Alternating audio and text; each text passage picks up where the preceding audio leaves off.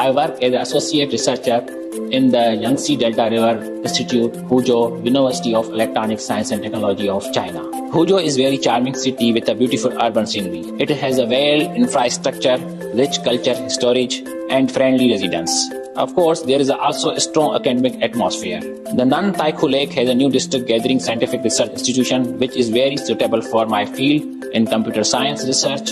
These aspects are the reason that attract me to stay in Huzhou for a long time and work to live. Over the year, taking advantage of the opportunity to work in the Nan Taikou Lake, new district of Huzhou, I have also explored the city from different dimensions. The slogan, "See the beautiful China in Huzhou," can be seen everywhere in the city. The city brand makes me full of desire to explore the beautiful natural scenery of Huzhou. Thai Lake is the largest freshwater lake in China, and Huzhou is located on the shore of Thai Lake. On weekends, I like to ride along the Venue Avenue for the journey around the Thai Lake. The Thai Lake is the rippling and there are beautiful posture scenery on the banks, riding and enjoying the scenery of lakes and mountains. It relaxed and comfortable. The city of Huzhou definitely covered with rivers and clear water surround the city.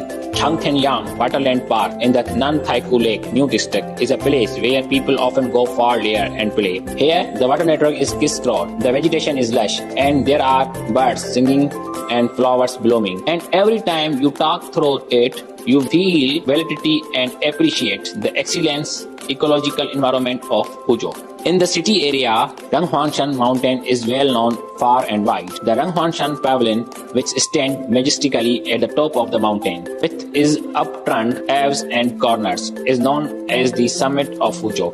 Climbing to the top of Ranghuangshan Pavilion offers an excellent vantage point to enjoy the beautiful cityscape. Huzhou is a culture city with 1,000 years of history and is the birth of silk. Huzhou worships tea and crocodile. For example, the Qingshanyang site on the outskirts of Huzhou has been named of the source of the world silk.